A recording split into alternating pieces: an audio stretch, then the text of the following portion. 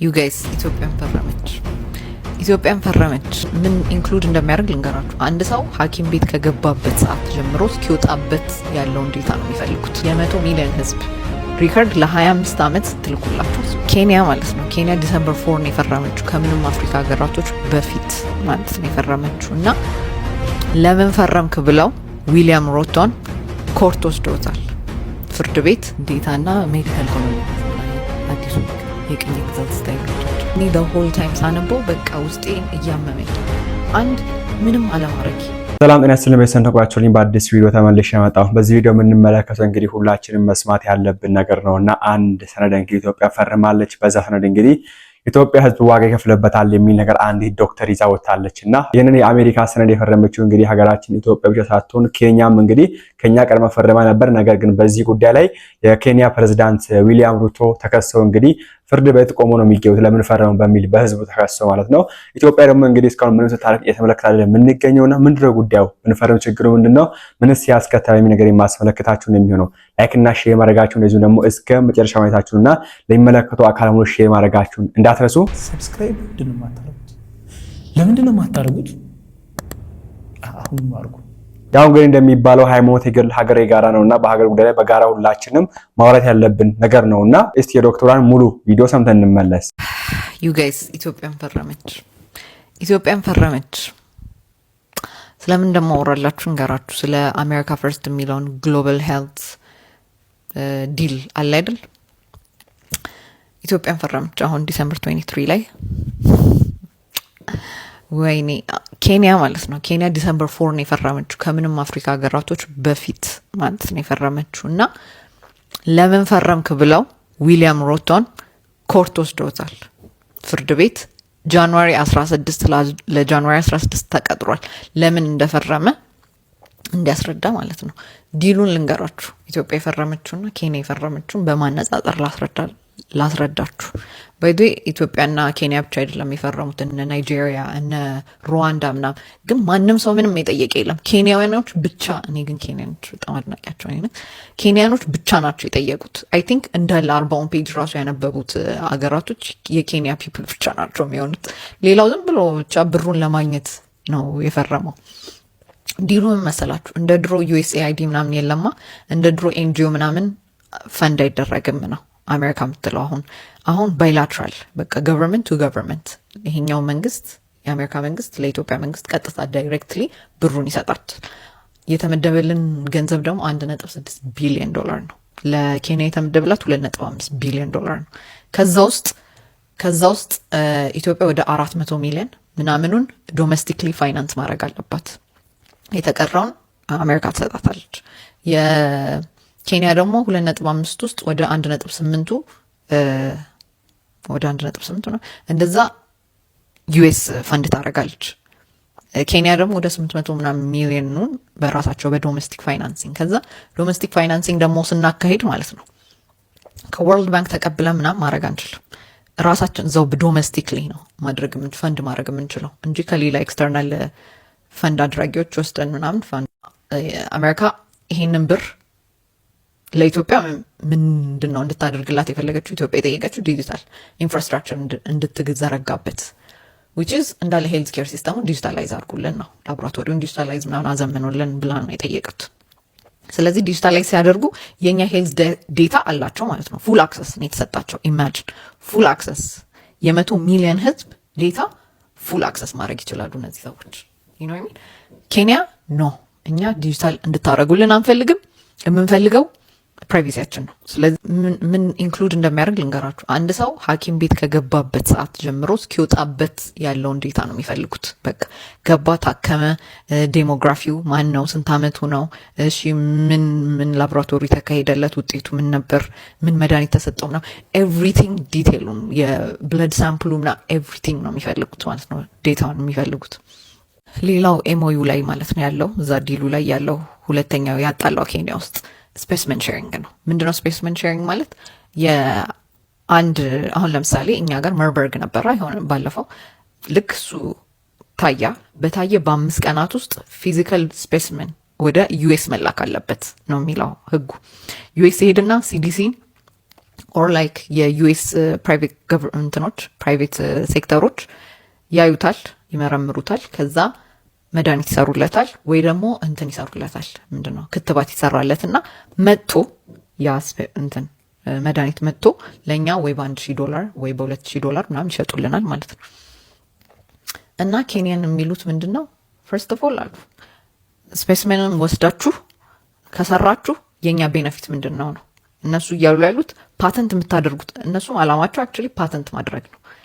ፓተንት የምታደርጉት ከሆነ ፓተንቱን ሼር ማድረግ እንፈልጋለን። ኦር ቤነፊት ሼር ማድረግ የምትሸጡበትን ቤነፊት ሼር ማድረግ እንፈልጋለን።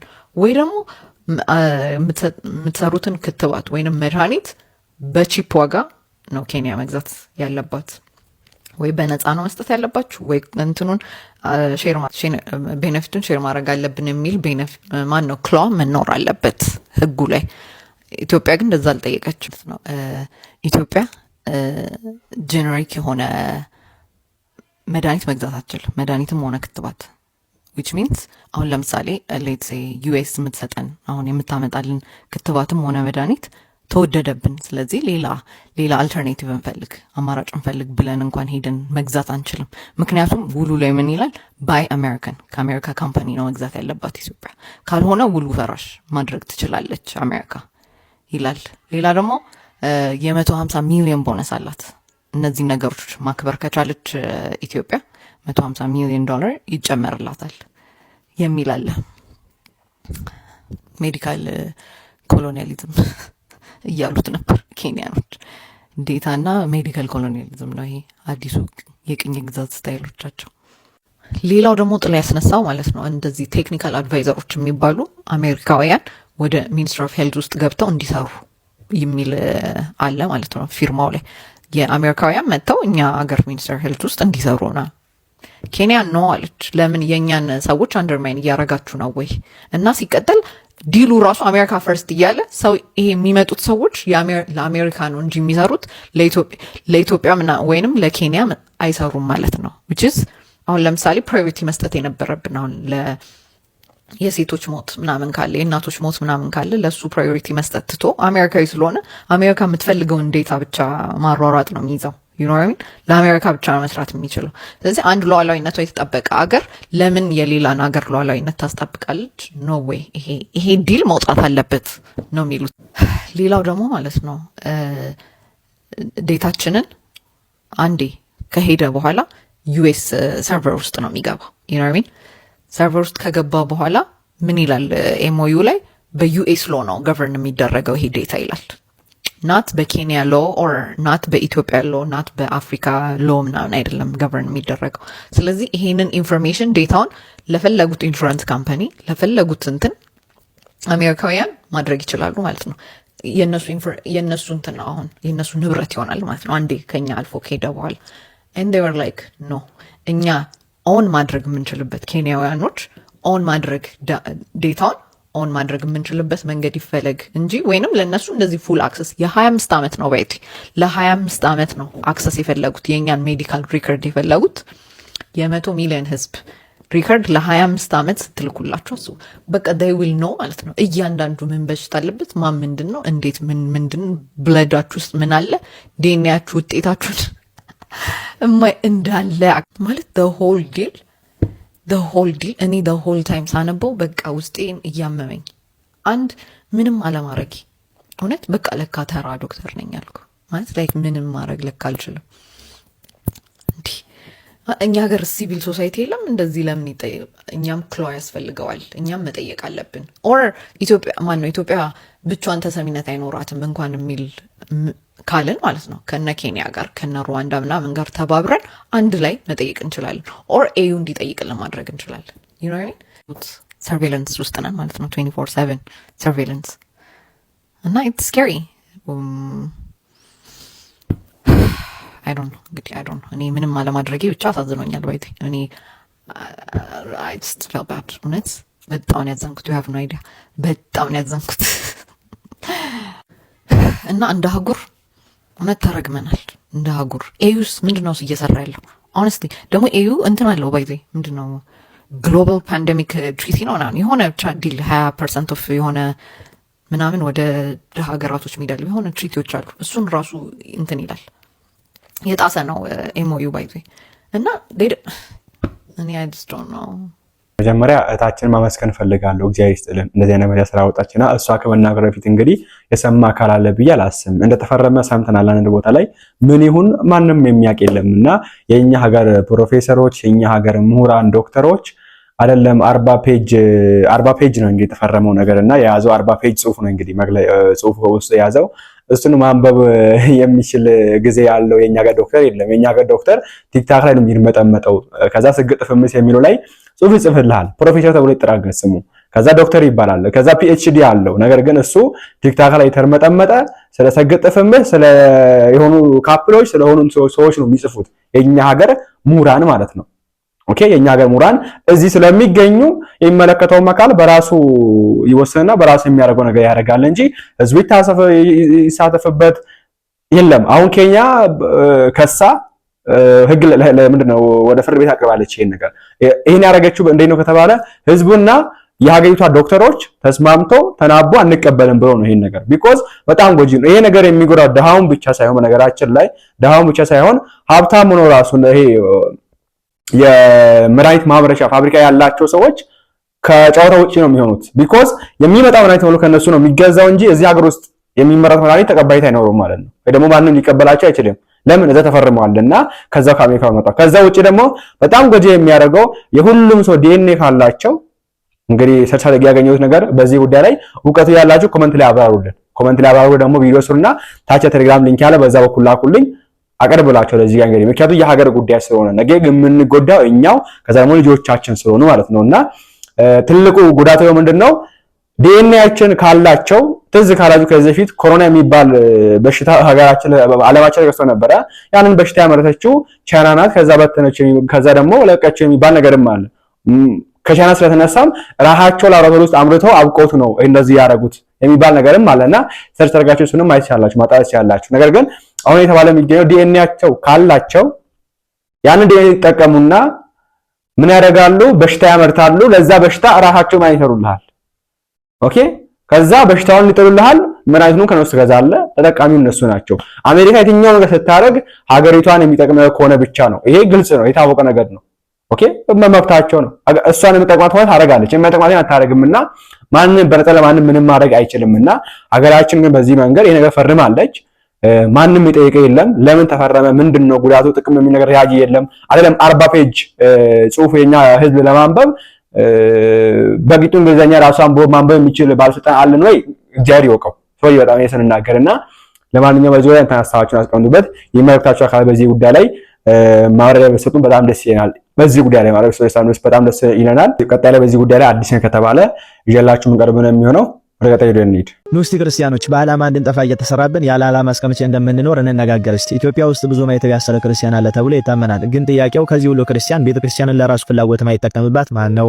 የቤተክርስቲያንን ሕግና ስርዓቷን የእግዚአብሔርን ትእዛዝ የሚጠብቀው ስንቱ ነው? የቤተክርስቲያንን ትምህርቷንና ስርዓቷን ጠንቅቆ የሚያውቀው ስንቱ ነው? የቀደሙትን የአባቶችን የቅዱሳንን ታሪክ የሚያውቅ ክርስቲያን አውቆስ ደግሞ ለቤተክርስቲያን ራሱን አሳልፎ ለመስጠት የተዘጋጀ ስንቱ ነው? በየቦታው የሚታረዱ ክርስቲያኖች ደም የሱ ደም እንደሆነ የሚገባውና ያወቀ የጠነቀቀ ማን ነው? ወጣትነቱን ለቤተክርስቲያን አሳልፎ ለመስጠት እንደ እግዚአብሔር ሕግና ስርዓት ኑሮ መንግስቱን ለመውረስ የሚጥም ማን ነው? ይሄ ሁሉ ጥያቄ ሊመለስ ግድ ነው። አሁን ከጠቀስናቸው ነገሮች ውስጥ ስንቶቹን እያደረግን ነው? በዚህ ጊዜ ህፃናቱ ምን እየሰሩ ነው? ወጣቱ ምን እየሰራ ነው? ጎልማሳው ምን እየሰራ ነው? ሽማግሌው ምን እየሰራ ነው? ካህናቱ ምን እየሰሩ ነው? ጳጳሳቱ ምን እየሰሩ ነው? ዘማሪ ነን የሚሉ ምን እየሰሩ ነው? ቲክቶከሮች ታዋቂ ነን የሚሉት ምን እየሰሩ ነው?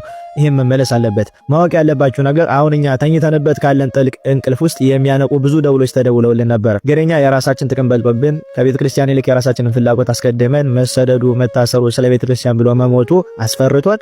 ብዙዎቻችን ዝም ብለን እንገኛለን። ግን ማወቅ ያለባችሁ ነገር በብዙ መንገድ እቺ ቤተ ክርስቲያንና የእቺ ቤተ ክርስቲያን ልጆች እንዲጠፉና እንዲፈናቀሉ እንዲሁም ደግሞ ከቤተ ክርስቲያን ወጥተው እንዲሄዱ ብዙ ነገር እየተሰራባቸው ነው። በመጀመሪያ የእቺ ቤተ ክርስቲያን ችግሮቿ ቤቷ ውስጥ ነው እናውቅልሻለን የሚሉ ብዙ አገልጋዮቿ ናቸው። ቤተክርስቲያን በብዛት እየጎዳት ያሉ ስርዓቷን ሕጓን ያላወቁላት ቤተክርስቲያንን እንዴት ማገልገል እንዳለባቸው ያልተማሩ ቤቱን እንጂ ባለቤቱን የማያውቁ ስርዓቷንና ሕጓን ሳያውቁ ግን ቤቷ ውስጥ የሚመላለሱና የሚያገለግሉ ዘማሪያን፣ ሰባኪያን እንዲሁም ደግሞ ካህናት፣ ዲያቆናት፣ ምዕመናን ቤተክርስቲያንን እያጠፋናት ነው። እንዲሁም ደግሞ አሕዛብ ይህችን ቤተክርስቲያን ቀን ከሌሊት ለማጥፋት ጽንፈኛ ሆነው ተነስተው በየቦታው ክርስቲያኑን እያረዱት፣ በየቦታው እያፈናቀሉት፣ በየቦታው እያሳቀቁት፣ በኢኮኖሚ እየተስፋፉ ፖለቲካንም እያያዙት ይገኛሉ። እንዲሁም ደግሞ በዚህ በኩል መናፍቃን አሉ። ቤተክርስቲያን ያላለችውን ብላለች፣ ያላደረገችውን አድርጋለች እያሉ ቤተክርስቲያንን እያስጠሉ በጥቅማ ጥቅም ልጆቿን እየወሰዱባት ያሉ መናፍቃን አሉ። እንዲሁም ደግሞ በዚህ በኩል ታድሶ የሚባሉ ቤተክርስቲያን ትታደስ የሚሉ ስርዓቷን የሚሸረሽሩ በየቦታው በቤተክርስቲያኒቷ ውስጥ ትላልቅ ስልጣንን የያዙ ብዙ የታድሶ አባላት አሉ።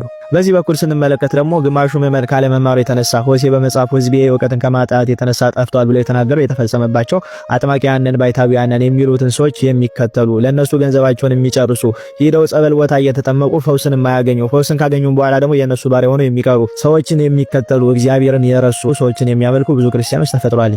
በዚህ በኩል ወጣቱን ብንመለከት ደግሞ ወጣቱ ስለ ቤተክርስቲያን አይጨንቀውም፣ አይገደውም። አሁን ቤተክርስቲያን ያለችበት ሁኔታ አላወቀም፣ አልተረዳም። ግማሾቹ በሱስ የተያዙ ግማሾቹ ለምን መሞትና ለምን መኖር እንዳለባቸው የማያውቁ ዓላማ የሌላቸው ብዙ የዚህ ቤተክርስቲያን ተከታይ ወጣቶች አሉ። እንዲሁም የሚያሳዝነው ደግሞ የእነዚህ ተከታይ የሆኑ ህፃናት እነሱን እያያርጉና ኋላ እነሱን መስለው አህሎ ይወጡና ቤተክርስቲያንን ዞር ብለው ማይመለከቱ የዘፋኝ የአርቲስት እንዲሁም ደግሞ የኳስ ተጫዋች አላኪ ሆነው ይወጣሉ። ቤተክርስቲያን ምን ሆነች፣ ቤተክርስቲያን ምን ደረሰባት ከማለት ይልቅ የአንድ ኳስ ተጫዋች ህይወት፣ የአንድ ዘፋኝ ህይወት፣ የአንድ ፊልም ሰሪ ህይወት እለት እለት እየከነከናቸው እንዲሆነበት እንዲሆነች ታመመች ዳነች እያሉ ስለ አንድ ሰው እያወሩ የሚውሉ ግን ማይተብ ያሰሩ የሚያሳዝኑ ክርስቲያኖች አሉ። ክርስቲያንን የሚሉ ማይተብ ያሰሩ በሚሊየን በሺዎች ብዙ ተከታዮች ያላቸው በዚህ ሚዲያ ላይ የሚንቀሳቀሱ ግን ስለ ቤተክርስቲያን ስለሚታረዱት ምንም የማያገባቸው የራሳቸውን ቢዝነስና ህይወት ብቻ የሚያካሂዱ ወጣቶች አሉ። እንዲሁም ደግሞ ጎልማሳውንና ሽማግሌውን ክፍል ብናየው ይሄ ትውልድ አይሰማም በማለት ልጆቹን የማይመክር ዝም ብሎ የሚመለከት የማይቆጣ ጎልማሳና ሽማግሌ ነው የሞላው። ስለ ሃይማኖት አባቶች ሁሉም ባይባል ግማሹ ግን ተከድኖ ይብሳል። እንዲሁም ደግሞ ግማሹን ብንመለከት መርጦና ወዶ ባልተወለደበት ዘር የሚጣላ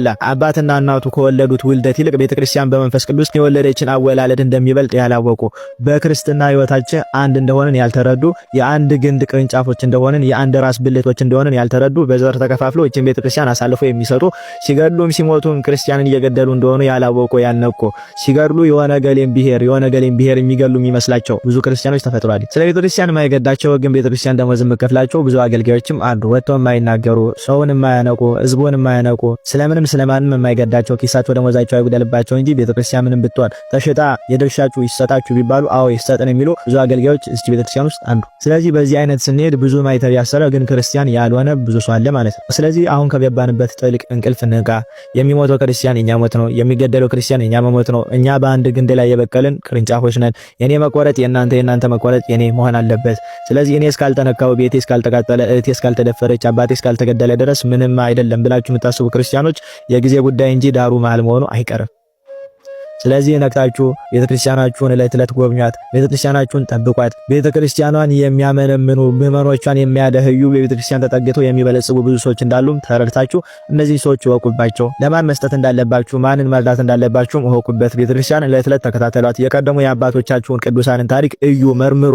እነሱን ለመምሰል ሞክሩ፣ እንሞክር። እኛ አባቶቻችንን ቅዱሳን ባለማወቃችን ብዙ ተጎድተናል። እነሱ እንዴት እንደኖሩ ባለማወቃችን አሁን እንዴት መኖር እንዳለብን መንገዱ ጠፍቶናል። አባቶቻችን እንደዚህ አይነቱን ክፉ ጊዜና ዘመን እንዴት አለፉት? ወጣትነታቸውን እንዴት ለእግዚአብሔር አሳልፈው ሰጡ? እንዴት በዚህ ቤተክርስቲያን ውስጥ ኖረው እንዴት በዚህ ቤተክርስቲያን ውስጥ ሞተው ከበሩ የሚለውን እንወቅ። ስለዚህ እንድንጠፋ በዓላማ እየተሰራብን ነው። እኛም በዓላማ ሰርተን ከመጥፋት እንዳን ቤተክርስቲያናችንን እናሻገር። የምንኖርለት፣ የምንሰራለት፣ የምንሞትለት ዓላማ ይኖረን ይቆያል። እዚህ አጋጣሚ ለታላቁ ለቅዱስ ገብርኤል ዓመታዊ ክብረ በዓል እንኳን በሰላም በጤና በፍቅር አድረሳችሁ በያላችሁበት ቦታ። ስለ ሁሉ እግዚአብሔር ይመስገን። ለማንኛውም አድረሳችሁ ያልኩኝ እስቲ ይሄን ቪዲዮ እንመልከት። ነገ ታህሳስ 19 አቤት ታህሳስ 19 የሚከበሩ የቅዱሳን በዓላት ብዛታቸው ሁሉንም በአንድ ላይ እጥር ምጥን አድርጌ አቀርብላችኋለሁ። አደራ እናንተ ደግሞ የተለመደ ትብብራችሁ ኮፒ ሊንክ ማድረግ እንዳይረሳ እላለሁ። በተደጋጋሚ እንደምናገረው በዕለተ ቀናቸው የምትችሉ 19 የማትችሉ ደግሞ ቢያንስ 3 ጊዜ ኮፒ ሊንክ በማድረግ እነዚህን ቅዱሳን ሁሉም ሰው እንዲያውቃቸው አድርጉልኝ። አንደኛ መጋቢ ሐዲስ የራማው መልአክ ደስታን አብሳሪ የምስራች ተናጋሪ ሊቀ መላእክት ቅዱስ ገብርኤል ሰለስቱ ደቂቅ አናንያ፣ አዛሪያ፣ ሚሳኤልን ከእቶን እሳት ያዳነበት ታላቅ ዓመታዊ ክብረ በዓል ነው። ሁለተኛ ባለ ብዙ ቃል ኪዳኑ ቅዱሱ አባታችን ስምህን የጠራና ዝክርን የዘከረ መታሰቢያን ያደረገ እስከ 24 ትውልድ ድረስ እምርልሃለሁ። ስምህን በመጥራት ለተራበ ያበላ፣ ለተጠማ ያጠጣ፣ ለታረዘ ያለበሰ፣ ለቤተ ክርስቲያን በአንተ ስም ለተሰየመ ቤተ ክርስቲያን ማንኛውንም አቅሙ የፈቀደውን ስጦታ ያበረከተውን ደግሞ እስከ 28 ትውልድ ድረስ እምርልሃለሁ። በማየ ጸሎትህ አንተ ባፈለግከው ጸበል ለአንተ በፈለቀልህ ጸበል የታጠቡ የተጠመቁና የጠጡ ሰዎችን እስከ 27 ትውልድ ድረስ እምርልሃለሁ። ገዳምህን ለመርገጥ ለመሳለም ለመሳም አስበው ነገር ግን ያልተሳካላቸውን ስላሰቡ ብቻ እስከ 26 ትውልድ ድረስ እምርልሃለሁ። በአንተ ስም ቤተ ክርስቲያን ያሰራና ያሳነጸውን እስከ 33 ትውልድ ድረስ እምርልሃለሁ። በመንግሥተ ሰማያትም 33 የብርሃን ከተማን አዘጋጅለታለሁ። ዝክርና መታሰቢያን ሊያደርግ ብሎ ነገር ግን በተለያየ ችግር ያልተሳካለትና ያላደረገውን ስላሰበ ብቻ እስከ 25 ትውልድ ድረስ እምርልሃለሁ። በገዳምህ በመገኘት የቻለ በልደትህና በዕረፍት ቀን ያልቻለ ደግሞ በእየወሩ እየመጣ ቅዱስ ሥጋውና ክቡር ደሙን የተቀበለውን እስከ 35 ትውልድ ድረስ እምርልሃለሁ። በዚህች ምድር ላይ ለ332 ዓመታት ስትጋደል ስትቀመጥባት የነበረችው ይህቺ ጠፍጣፋ ድንጋይ እብነ ሕይወት የተባለችው ይህቺ ድንጋይ የመካኖችን ማኅፀን ፈትታ ልጅን ትስጥ። የመካኖችን ማኅፀን ፈትታ ልጅን መስጠት ብቻ ሳይሆን መንቀሳቀስ መራመድ የማይችሉ አካለ ስንኩል የሆኑ ማየት የማይችሉ መስማት የማይችሉ መናገር የማይችሉ ሰዎችን በሙሉ ትፈውስልህ። ወደ ገዳም ስትመጣ አንተ በመስቀል ባርከህ ያፈለግከው ጸበልና ከአረፍክ በኋላ ከመቃብር ላይ የሚወጣው ጸበልም ልጅ መውለዱ የማይችሉ የእናቶችን ማኅፀን እየፈታ ልጅን ያሰጥልህ፣ ማንኛውንም ምድራዊ ደዌ ይፈውስልህ የተባሉት ቅዱሱ ድንቅ አድራጊው ባለብዙ ተአምሩ አባታችን አቡነ አባለ ክርስቶስም ታኅሳስ 19 የዕረፍት በዓላቸው ነው። ሦስተኛ የሊቀ መላእክት የቅዱስ ገብርኤል ወዳጅ የነበሩ በጣም ይገርማል። የሊቀ መላእክት የቅዱስ ገብርኤልን በዓል ያከብሩ የነበረ ዝክሩን ይዘክሩ የነበረ መታሰቢያውን ያደርጉ የነበረ ቅዱስ አባት ሲሆኑ ታዲያ በመስከረም 19 ቀን መልአከ ሞት ተልኮ መጣና ጊዜ ዕረፍትህ ደርሷልና ልወስድህ ነው ተልኬ የመጣሁት ቢላቸው የሊቀ መልአኩ የቅዱስ ገብርኤልን ክብረ በዓል ታኅሳስ 19 ሳላከብር አትወስደኝም በማለት መልአከ ሞትን ታኅሳስ ገብርኤል እስከሚደርስ ድረስ ከመስከረም 19 እስከ ታኅሳስ 19 ድረስ ለሶስት ወራት ከቤታቸው እንዳይገባ በራቸው ላይ ገዝተው ያቆሙ ድንቅ አባት። ታኅሳስ 19 የሊቀ መልአኩ የቅዱስ ገብርኤልን በዓል ካከበሩ በኋላም በዚህቹ ቀን ዕረፍታቸው የሆነላቸው ቅዱሱ አባታችን አቡነ ስነ ኢየሱስ በዚህ በታኅሳስ 19 ቀን የዕረፍት በዓላቸው ነው። ታዲያ እኒህ ቅዱስ አባት አንድ ትልቅ ቃል ኪዳን አላቸው። እርሱም አንድ ሰው ትልቅ ኃጢአት ሰርቶ ነገር ግን ለንስሐ አባቱ ለካህን መናዘዝና መናገር ቢፈራ ኃጢአቱን ለካህን ለመናገር ቢያፍር ስምህን ከስሜ ጋር አዋህዶ 3 ጊዜ ቢማጸነኝ ማለትም የአቡነ ስነ ኢየሱስ አምላክ ጌታዬና አምላኬ ኢየሱስ ክርስቶስ ሆይ ስለ ወዳጅ ስለ አቡነ ስነ ኢየሱስ ይዤሃለሁ፣ እባክህን ኃጢአቴን ይቅር በለኝ ቢለኝ ኃጢአቱን እደመስስለታለሁ የሚል ትልቅ ቃል ኪዳን አላቸው። ስምህን የጠራ ዝክርን የዘከረ መታሰቢያን ያደረገ በበዓልህ ቀን በቤተ ክርስቲያን ተገኝቶ በዓልህን ያከበረ ለቤተ ክርስቲያን ማንኛውንም አቅሙ የሚፈቅደውን መባዕና ስጦታ ያበረከተውን ሁሉ አንተ በምትኖርበት የብርሃን ከተማ አንተ በምትኖርበት አዳራሽ አብሬ አኖረዋለሁ። ገዳምህን የተሳለመውን ኢየሩሳሌም ጎለጎታ መቃብሬን የተሳለመ እቆጥርለታለሁ። በገዳምህ በመገኘት እንጨት የለቀመውን ውኃ የቀዳውን ንጹሐት ከሆኑት አርድእቶችና ደቀ መዛሙርቶችህ እደምረዋለሁ። ከዝክርህና ከመታሰቢያህ በረከት ውጭ በአንተ ገዳም በአንተ ቦታ የወደቀ የተጣለ ፍርፋሪን የቀመሰውን ሁሉ ቅዱስ ሥጋዬና ክቡር ደሜን እንደተቀበለ አደርግለታለሁ። እጀሰብ፣ ስራይ፣ መተት፣ አስማት የተደረገበት ማንኛውም ሰው የመቃብርህን የእምነት አፈር ከጸበል ጋር አዋህዶ ቢረጭ፣ ቢጠጣ፣ ቢጠመቅ፣ ቢቀባ እጀሰቡን፣ ስራዩን፣ መተቱን፣ ድግምቱን በሙሉ እፈታለታለሁ። ማንኛውም ሰው እርሱም ሆነ ቤተሰቦቹ ከብቶቹም እንስሶቹም ቢታመሙበት በአንተ ስም አባቴ ስነ ኢየሱስ ሆይ ድረስልኝ ብሎ ቢማጸን እርሱንም አድነዋለሁ፣ ኃጢአቱንም ይቅር እለዋለሁ፣ ቤተሰቦቹንም ከብቶቹንም አድንለታለሁ። አንተን በማመን ከሩቁም ሆነ ከቅርብ መጥቶ በገዳም የተቀበረውን ያለ ወቀሳና ያለ ከሰሳ የእሳትን ባህር ተሻግሮ በመንግሥቴ ይኑር። ቦታህን ገዳምን አቅሙ በፈቀደው መልኩ የተራዳውን ሰው ሁሉ እንደ ሊቀ ሰማዕታት እንደ ቅዱስ ጊዮርጊስ ሰማዕትነት አድርጌ እቆጥርለታለሁ። ገዳምህን ስራዬ ብሎ አስቦበት አይደለም አጋጣሚ ሆኖ በዚያ ሲያልፍ ለአንድ ቀን እንኳን የረገጠውን ሰው እስከ 12 ትውልድ ድረስ እምርልሃለሁ። በጉልበቱ በሀብቱ በሐሳቡ ወጥቶ ወርዶ የሚራዳውን በክብረ በዓል ቀን የሚዘምርና የሚያሸበሽበውን በእግሩ ደክሞ ከሩቅም ሆነ ከቅርብ ቦታ ተገኝቶ በዓልህን ያከበረውን እርሱ እራሱ ድኖ ከወገኖቹም እስከ 60 ትውልድ ድረስ ከሲኦል እሳት አወጣለታለሁ። ይህንንም በማይዋሽ ቃል ልፈጽምልህ አማኔ በርዕሴ ብዬ በራሴ ምዬልሃለሁ ያላቸው ድንቅ አባት ናቸው። በነገራችን ላይ እኒህ ቅዱስ አባት ከሸዋ ተነስተው ታች አርማጭሆ በመሄድ ድንቅ ገዳም የገደሙ ሲሆን ይሄ ገዳማቸው ከሳንጃ ከተማ የ3 ሰዓት የእግር መንገድ ርቀት ላይ የሚገኝ ሲሆን በዚሁ ታች አርማጭሆ በሚገኘው ገዳማቸውም የቅዱስ ያዕቆብ ዘግሙድን ገዳም ገድመውበታል።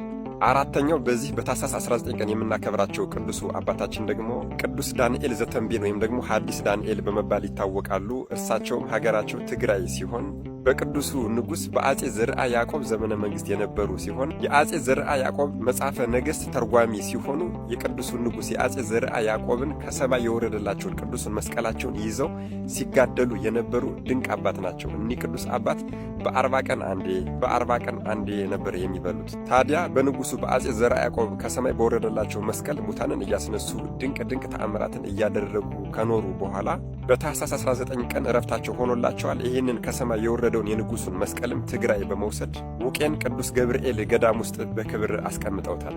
እንግዲህ ወገኖች ነገ ማለትም ታኅሳስ 19 የሚከበሩትን ዓመታዊ ክብረ በዓላት በሙሉ አወቅን። ታዲያ በዚህ ቀን ምን ልታደርጉ አስባችኋል? አዎ በእነዚህ ቅዱሳን ቃል ኪዳን እንታሰር ዘንድ ዝክርን በመዘከር መታሰቢያቸውን በማድረግ በስማቸው አቅማችን በፈቀደው ቀዝቃዛ ውሃን ብትሆን ለተቸገሩ በመመጽወት ብናሳልፈው ምን ይመስላችኋል? የእነዚህን የአራቱንም ቅዱሳን ቃል ኪዳን ሁሉም ሰው ያውቅና በዓላቸውን የሚያከብር ዘንድ አደራ ብያለሁ። የምትችሉ 19 የማትችሉ ደግሞ 3 ጊዜ ኮፒ ሊንክ እንድታደርጉልኝ እጠይቃለሁ። መድኃኔ ዓለም ኢየሱስ ክርስቶስ ታኅሳስ 19 ተከብረው ከሚውሉት ከሊቀ መላእክት ከቅዱስ ገብርኤል፣ ከታላቁ አባታችን ከአቡነ አባለ ክርስቶስ፣ ከታላቁ አባታችን ከአቡነ ስነ ኢየሱስ እንዲሁም ደግሞ ከታላቁ አባታችን ከአቡነ ዳንኤል ዘተንቤን ረድኤት፣ በረከት፣ ምልጃ፣ ቃል ኪዳን፣ ፍቅር አይለየን። አሜን። ይቆየን። ኢንዌስት ቪዲዮአችን ይሄን ይመስላል። አዲስ መረጃ እናገኛችሁበት፣ እንደተማራችሁበትና ቁም ነገር እንደወሰዳችሁበት አይጠራጠርም። በቀጣዩ እንመለሳለን። ቸር ቆዩልኝ።